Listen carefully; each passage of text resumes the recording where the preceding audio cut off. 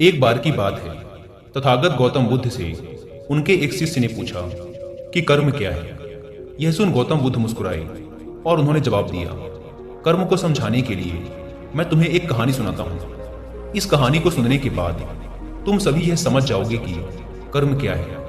गौतम बुद्ध ने कहानी सुनानी शुरू की कि एक राज्य में एक राजा राज करता था। एक बार वह अपने मंत्री के साथ देश का भ्रमण करने निकला। भ्रमण करते करते राजा और मंत्री एक बाजार में पहुंच गए। उस बाजार में राजा का ध्यान एक दुकानदार के ऊपर गया। उस दुकानदार को देखते ही राजा के मन में ना जाने क्यों यह विचार आया कि मैं इस दुकानदार को कल फांसी की सजा दे दूं। यह बात राजा ने अपने मंत्री को बताई। मंत्री कुछ बोले कि उससे पहले ही राजा उस दुकानदार की दुकान के सामने से आगे निकल चुके थे और दूसरी बातें करने लगे। मंत्री बहुत ही चिंतित हो गया। वह यह बात समझ नहीं पा रहा था कि आखिर दुकानदार की गलती क्या है। दुकानदार से बिना कुछ बात किए, बिना कुछ सोचे समझे महाराज ऐसा फैसला लेने के बारे में क्यों सोच रहे हैं। राजा और मंत्री भ्रमण करने के बाद राजमहल वापस चले गए, लेकिन मंत्री को रात भर नींद नहीं आई। सुबह जागने के बाद मंत्री एक साधारण प्रजा का रूप बनाकर उस दुकानदार के पास गया और उस दुकानदार से पूछा, तुम बेचते क्या हो? दुकानदार ने जवाब दिया, मैं चंदन की लकड़ियां बेचता हूं। फिर मंत्री ने आसपास के लोगों से दुकानदार के बारे में पूछना शुरू किया। सबने जवाब दिया कि दुकानदार किसी से बोलता नहीं, हमेशा दुखी रहता है। मंत्री को बात समझ में आ गई। वह मंत्री फिर वापस दुकानदार के पास गया और उस दुकानदार से पूछा, तुम दुखी क्यों रहते हो? दुकानदार ने बताया, मैं दुखी इसलिए रहता हूँ क्योंकि मेरे दुकान पर लोग आते हैं, चंदन की लकड़ियां सूंघते हैं और बोलते हैं बहुत ही सुंदर है, बहुत ही अच्छी महक है, लेकिन कोई खरीदता नहीं, इसलिए मैं बहुत दुखी रहता हूँ। मंत्री को भी दुकानदार की बात सुनकर दुख हुआ। उसने सोचा कि आखिर कोई भी दुकानदार दुखी क्यों ना हो अगर उसके दुकान का कोई भी सामान खरीदा ना जाए, जबकि सामान में कोई कमी ना हो। मंत्री सोचने लगा कि यह दुकानदार अपने दुखों की वजह से इतना दुखी रहता है, परंतु राजा इस दुकानदार को फांसी पर क्यों लटकाना चाहते हैं। अर्थात राजा के मन में आए हुए विचार का उत्तर अभी तक मंत्री को नहीं मिला था। मंत्री ने फिर दुकानदार से पूछा, भाई तब तुम क्या करोगे अगर तुम्हारी दुकान की सारी चंदन की लकड़ियां ऐसी ही रखी रह जाएंगी तो? दुकानदार ने गुस्से के भाव में बोला, हाँ मैं जानता हूं कि मेरी चंदन की लकड़ियां ऐसी ही रखी रह जाएंगी, इन्हें कोई नहीं खरीदेगा। इसीलिए तो मैं सोचता हूं कि हमारे देश का राजा जल्दी से जल्दी मर जाए। अगर वह जल्दी से मर जाता है तो मैं उस राज दरबार में उस राजा के दाह संस्कार के लिए अपनी चंदन की लकड़ी दे देता, जिससे मुझे कुछ पैसे भी मिल जाते और इस बाजार के अलावा बाकी के लोगों को भी मेरी चंदन की लकड़ियों के बारे में पता चलता। तब फिर शायद कुछ न कुछ लोग मेरी दुकान से चंदन की लकड़ियां खरीदने जरूर आते। मंत्री दुकानदार की बात को सुनकर सब कुछ समझ गया, लेकिन मंत्री बहुत चतुर और समझदार भी था। उसके मन में एक विचार आया। मंत्री ने दुकानदार से चंदन की कुछ लकड़ियां खरीद ली। इस खरीदारी से दुकानदार को कुछ पैसे भी मिल गए और वह थोड़ा खुश भी हो गया। मंत्री चंदन की लकड़ियों को लेकर वापस राज दरबार चला गया। राज दरबार पहुंचकर मंत्री ने उन चंदन की लकड़ियों को राजा के समक्ष रख दिया और बोला कि हे राजन, ये चंदन की लकड़ियां उसी दुकानदार ने आपको भेंट की हैं जिस दुकानदार को आप कल फांसी देने के बारे में सोच रहे थे। राजा ने उन चंदन की लकड़ियों को सूंघा और उन्हें उन चंदन की लकड़ियों की सुगंध बहुत पसंद आई। उन्होंने कहा, यह चंदन की लकड़ियां बहुत ही ज्यादा खुशबूदार हैं। दुकानदार के इस अनोखे भेंट से राजा बहुत खुश हुए और मंत्री को कुछ स्वर्ण मुद्राएं देकर बोले, जाओ उस दुकानदार को ये स्वर्ण मुद्राएं इनाम में देना और बोलना कि आज के बाद महल में जब कभी भी चंदन की लकड़ी की जरूरत पड़ेगी तब तुम्हारे दुकान से ही चंदन की लकड़ी ली जाएगी। यह बात सुनकर मंत्री जी मुस्कुराने लगे तथा सोचने लगे कि अब तो राजा के मन में उस दुकानदार को फांसी देने का विचार आ ही नहीं सकता, क्योंकि अब तो हमेशा राज दरबार के लिए चंदन की लकड़ियों के इंतजाम की जिम्मेदारी उस दुकानदार को मिल गई है। मंत्री स्वर्ण मुद्राओं को लेकर वापस दुकानदार की तरफ चल पड़ा।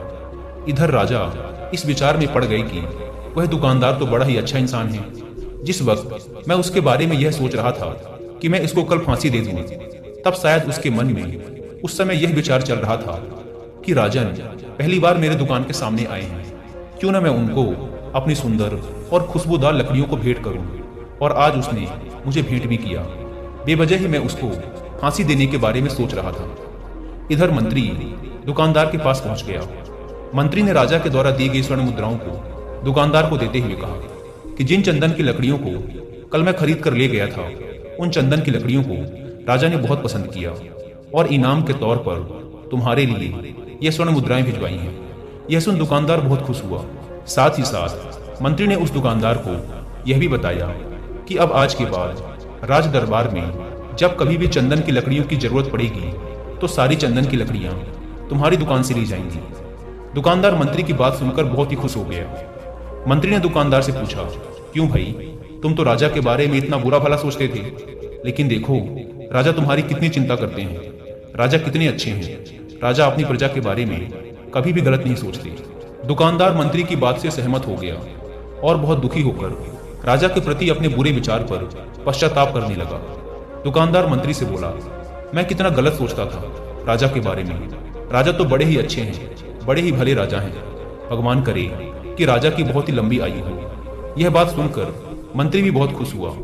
फिर मंत्री वहां से वापस राज दरबार को चला गया और यहीं पर तथागत गौतम बुद्ध ने इस कहानी को समाप्त करते हुए अपने शिष्यों से पूछा कि अब आप ही लोग बताओ कि कर्म क्या है। किसी शिष्य ने कहा, कर्म बोले हुए शब्द हैं। किसी शिष्य ने कहा, कर्म वाणी है। तो किसी ने कहा, कर्म सोच है। तो किसी ने कहा, कर्म भावना है, वगैरह वगैरह। अपने सारे शिष्यों के जवाब सुनने के बाद महात्मा गौतम बुद्ध ने कहा कि इंसान के विचार ही उसके कर्म हैं। हमारे विचार जैसे रहेंगे हम वैसे ही कर्म करेंगे और उन्हीं विचारों के द्वारा किए हुए कर्म हमारे सुख और दुख के लिए उत्तरदायी होते हैं। अर्थात अगर हमारे विचार ही गलत हैं तो हमारे द्वारा किए हुए कर्म भी गलत ही होंगे और उनका परिणाम भी गलत ही निकलेगा, जिसके परिणाम स्वरूप हम दुखी रहेंगे। अगर हमारे विचार सही रहेंगे तो हम सही कर्म करेंगे। सही कर्म करेंगे तो फिर सही फल मिलेगा, जिससे हमारे जीवन में सुख आता है। दोस्तों, अब हम कर्म को थोड़ा आसान भाषा में समझने की कोशिश करते हैं। कर्म का अर्थ है कार्य। इस दुनिया में, इस ब्रह्मांड में जो कुछ भी काम हो रहा है वो सब एक कर्म है। असल में देखा जाए तो कर्म क्रिया और प्रतिक्रिया के साधारण से सिद्धांत को फॉलो करता है। हम जो भी कार्य करते हैं वो एक कर्म है और फिर क्रिया और प्रतिक्रिया के सिद्धांत के अनुसार हर कर्म का एक परिणाम भी होता है। जैसे कांच के गिलास को फेंकना एक कर्म है और उसका टूट जाना उसका परिणाम। अत्यधिक बारिश होना एक कर्म है और बाढ़ आना उसका परिणाम। असल में परिणाम हमारे हित में होगा या अहित में, ये पूरी तरीके से हमारे द्वारा किए गए कार्य पर निर्भर करता है। ज्यादातर लोग ये सोचते हैं कि ऊपर आसमान में कोई बैठा है जो निर्णय लेता है कि किसके जीवन में सुख देना है और किसके जीवन में दुख, जबकि असल में हमारे कर्म और फिर उनके द्वारा मिलने वाले परिणाम ही हमारे सुख और दुख को निर्धारित करते हैं। इसीलिए हमारी भारतीय परंपरा में ये कहा जाता है कि आप अपने भाग्य के निर्माता स्वयं हैं। असल में कर्म का परिणाम ही भाग्य है और हमें कैसे कर्म करने हैं ये पूरी तरीके से हमारे हाथ में होता है। तो जब कोई अच्छा कर्म करता चला जाता है तो उसका भाग्य भी अच्छा होता चला जाता है। जैसे अगर दो बच्चे हैं और उसमें से एक बच्चा बचपन से ही नई चीज़ों को सीखने और जानने का प्रयास करता रहता है, वो हमेशा ही जो भी करता है उसमें अपना सर्वश्रेष्ठ देने की कोशिश करता है। और जो दूसरा बच्चा है वो ना तो किसी नई चीज़ के बारे में सीखने और जानने का प्रयास करता है और ना ही किसी काम को पूरे मन से करता है।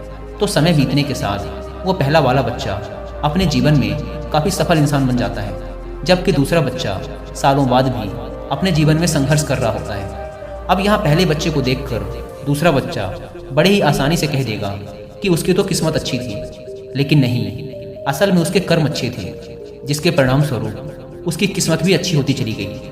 तो अगर हम चाहें तो अपने कर्मों को बदलकर अपना भाग्य बदल सकते हैं। सीधी सी बात है, जैसे ही आप अपने कर्म बदलोगे आपका भाग्य बदलना शुरू हो जाएगा।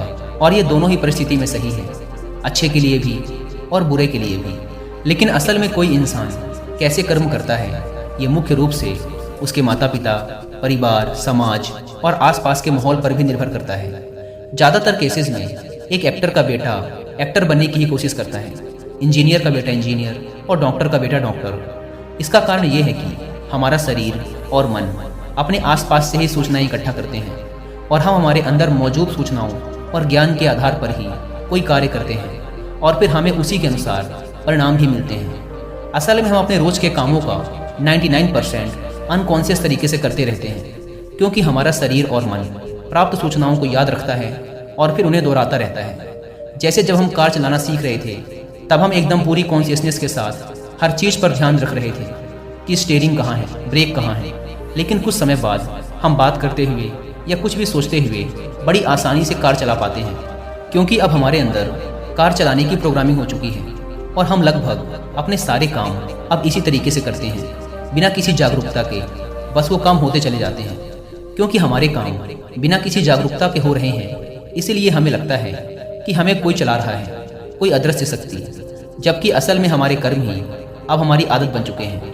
अगर हम अपने ज़्यादातर काम जागरूक होकर करने लगे तो पाएंगे कि हमारा भाग्य हमारे ही हाथ में है, क्योंकि जागरूकता की वजह से हमारे कर्मों पर हमारा पूरा नियंत्रण हो जाता है। जैसा कि ऊपर की कहानी में गौतम बुद्ध ने कहा था कि हमारे विचार ही हमारे कर्म हैं, और जागरूकता की अवस्था में हमारे विचारों पर पूरा नियंत्रण हो जाता है। विचारों के नियंत्रण से हम कर्म में नियंत्रण हासिल कर लेते हैं, और फिर जब हमारे कर्म हमारे हिसाब से होंगे तो उनका परिणाम भी उसी के अनुरूप ही होगा।